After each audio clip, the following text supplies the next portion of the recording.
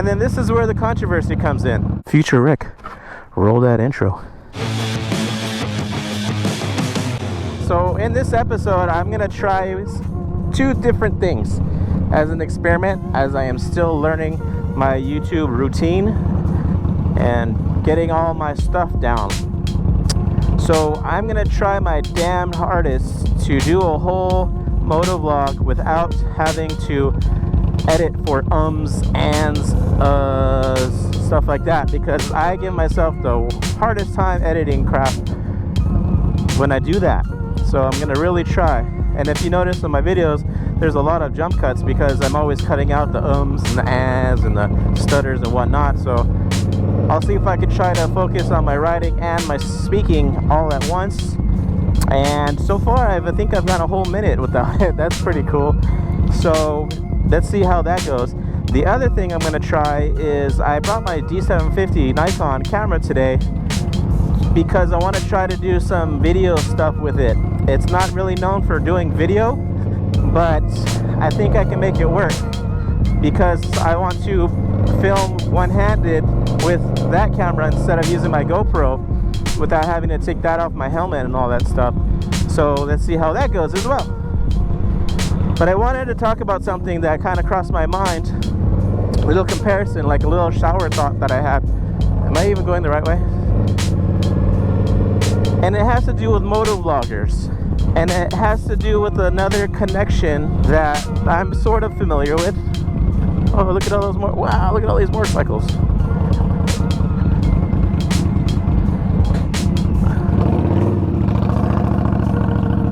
All the people working at General Dynamics parking here. I'm completely going the wrong way, but that's cool. More time to talk, I guess.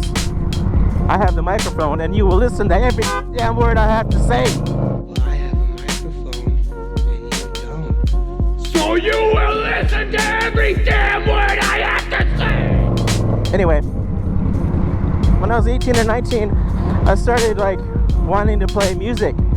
I was like, I think I can play the drums, because I was always banging on stuff, and I knew I had rhythm. So I started playing drums when I was 18 or 19. My parents got me a drum set. Rhythm. Well, I have a microphone, And you don't. rhythm. Well, I have a microphone, and you don't. And that's when I started playing, and that's when a lot of things in my life actually started to change. So you will listen. A lot of things in my life started to change around then. I met new friends that I'm still friends with to this day, and music did that in my life, playing music. And never did I think I want to be a rock star when I grow up. I was just doing it for fun, you know, the friendships, the hanging out, and I thought it was pretty good. And when people were like, "Damn, man, you're pretty good," I like that, man. Everyone likes positive reinforcement. So I was kind of thinking, like, this whole YouTube thing is very, very, very similar. Like, how many of us are just dudes playing music in our garage for fun, you know? How many of us are just making videos for fun? A lot of us. And would it be nice to get noticed and get picked up and become, you know, more popular? Hell yeah. Let's say you were playing in a band and you guys got really good and you started getting national attention and 500 people showing up to your shows, 1,000 people showing up to your shows, and then 100,000 people showing up to your shows. That'd be nuts, right? Well, I'm kind of thinking like that with followers, you know? And then this is where the controversy comes in. I was also think about your favorite band, right? Or think about a band that you discovered before anyone else, right? Someone that you wanted to show off to everybody, that you're like, oh, you gotta check out this band, they're awesome, this and this and this. And then they started becoming more and more popular. And then what happens when they become more popular? People are like, oh man, they sold out. I don't think becoming popular is considered selling out.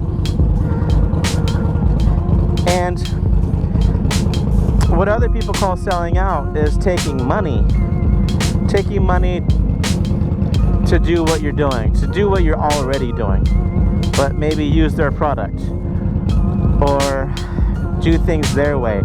Like when a band gets signed to a label, you know, they got to go by the corporate rules and this, and everyone says, oh, they sold out.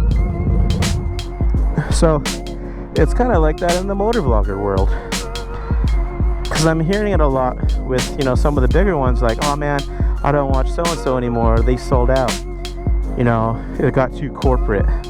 Well, you know what, man, think of your favorite band,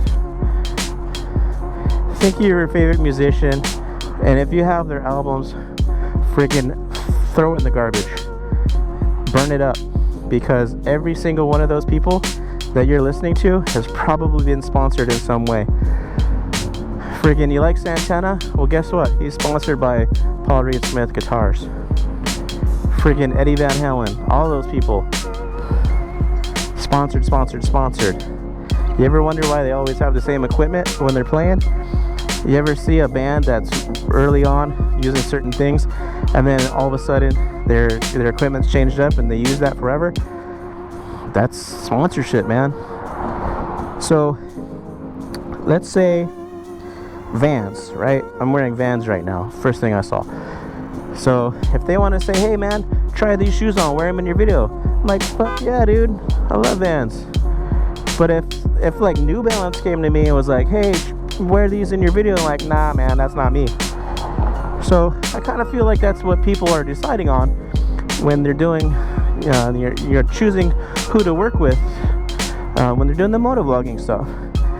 You remember that scene in Blade where Blade saves that woman from the attacker in her apartment, and he's a cop and he's like a wannabe like guy that helps the vampires out, and so he takes his watch. He's like, we gotta fund this somehow, something like that, right? Tell us what your master's been up to. Oh, great, now you robbing me. You gonna rob me too? How do you think that we fund this organization, huh? We're not exactly the March of Dimes. It's kind of like that, man. YouTubers aren't making money. Very, very little, if anything, from just, you know, revenue from clicks. It's very little, very, very little. So I don't look down on that, man. Now, if it were the case where like, they're like, hey, here's some New Balance. I'm like, hey everyone, go rock these New Balance. These are awesome as hell. I would be lying through my teeth. And I don't think any self-respecting person would actually be doing that. So I don't believe that people are doing false advertising for something that they don't really use or believe in. And we don't know all of it. We don't know if maybe they gotten some deals and they're like, nah, I'm good. You know, like let's say New Balance came to me and I was like, nah man, I'm good. Like, you're not gonna see that, you know. But anyway, that's just my little rant for right now. I'm gonna go in here, about to get these tacos, and see you in a second. Oh, you hear that? That's Michael Jackson, sponsored by Pepsi.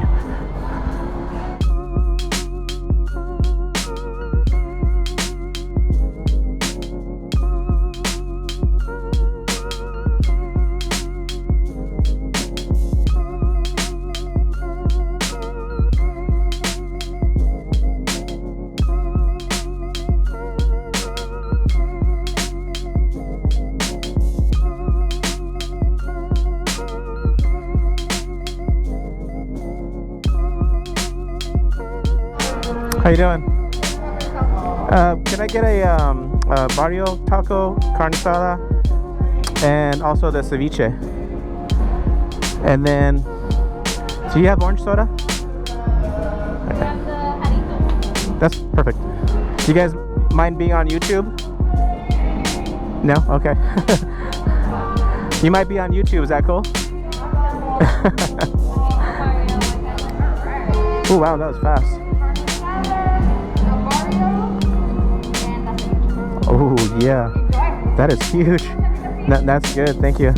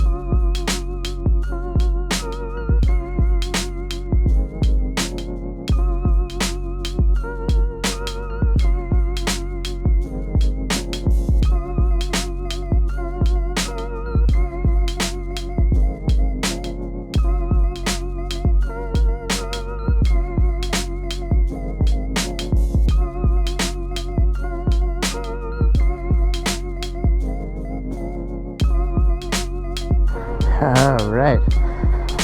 Man, so that was freaking delicious. And it's only a mile away from me. I actually kind of feel bad for coming here without my girlfriend because she likes ceviche. Let's hope my bike is still there too. A little bit of downtown San Diego action for you.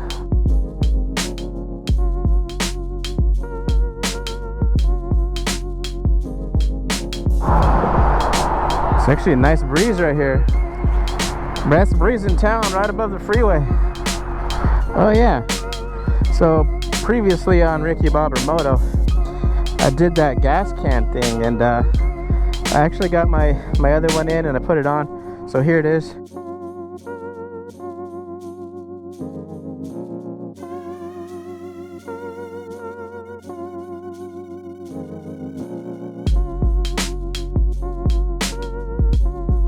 That was freaking good.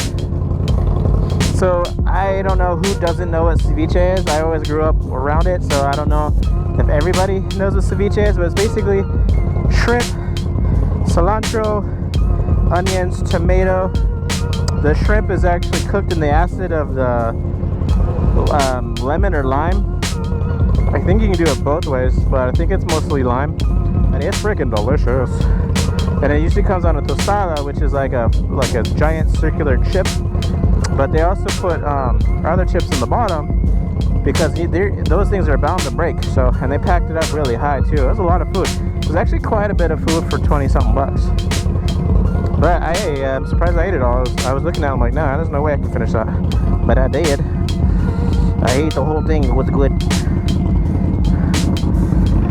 But going back to what I was talking about earlier, I've always been creative. I've always been like the artsy kind of person, but I've never actually had a job in that kind of field where I can use my creativity or any kind of imagination in my work line. I've been in retail customer service. Now I'm doing garage door repair, and that involves really no creativity. This does, so I'm getting to use it. If you don't use it, you lose it. And I feel like I actually used to be a lot more creative, like in my younger days.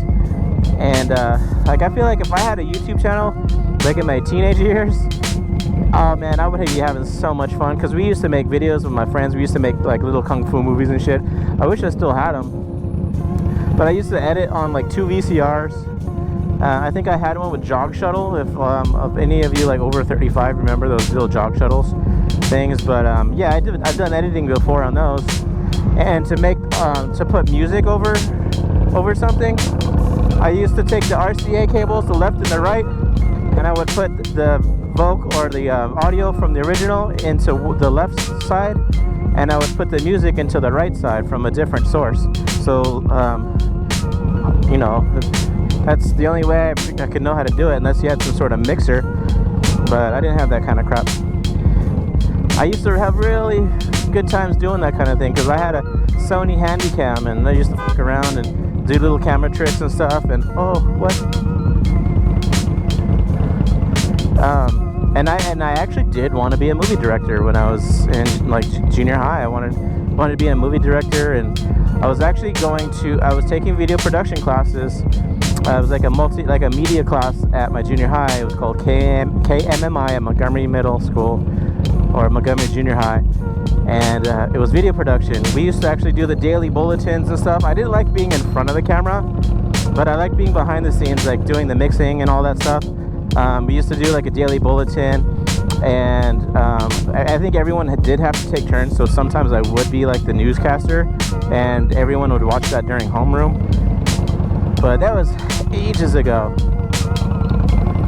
And you know, the editing techniques and all that stuff are completely different on a computer, but I still have that interest in it, you know. And with this YouTube channel, I'm getting to do that, and it's great. When I actually told my mom about it, I'm like, hey, by the way, I finally told my mom that I ride a motorcycle, and she kind of freaked out a little bit, but she actually took it a little bit better than I thought. Like, she was kind of joking with me. She's like, oh, she's like promising me you're gonna wear bubble wrap and like stuff like that, just being funny. But I'm like, no, it's, you know, I'm super careful, this and this. And I also told her I'm also doing a YouTube channel, and it's been going on for a couple months, and you know, I think it's going really well. She's like, she's like, that's perfect for you. Like, she knows. So what I'm getting at is I'm doing something that I really enjoy. It's not a job, but what I want it to be. Hell yeah. Because I don't have a bachelor degree in any kind of other art stuff. Got to go to school for like video stuff. Like, if I actually did want to go be like a movie director, it's gonna take a lot of money and a lot of school. And right now I'm getting to do my own thing, record my own stuff with my own ideas and my own editing, my own words out of my own mouth, and I get to put it out there. People get to say, hey man, that was cool, and I get to be like, thank you, and I enjoy it. But I like it when I create something and people like it. That's like the only thing I got, man. I sucked at sports. Like, I was never first picked, put it that way, during PE or any of that crap. I didn't play on team sports.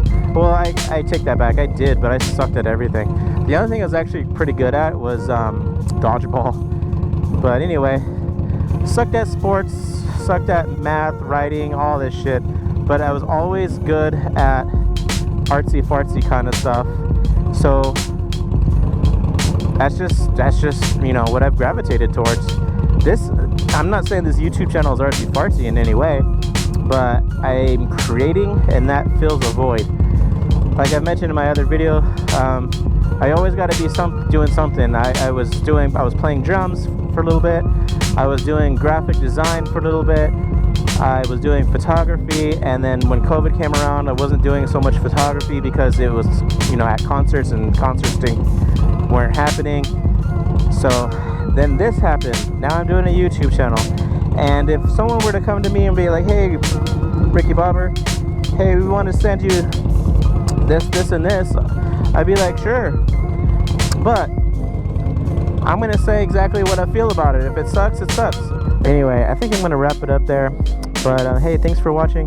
If you liked it, please give it a like. If you have something to say, please say it in the comments. If you want to see more, I have plenty more videos to watch, or subscribe for the future stuff. Check you on the next one. Later.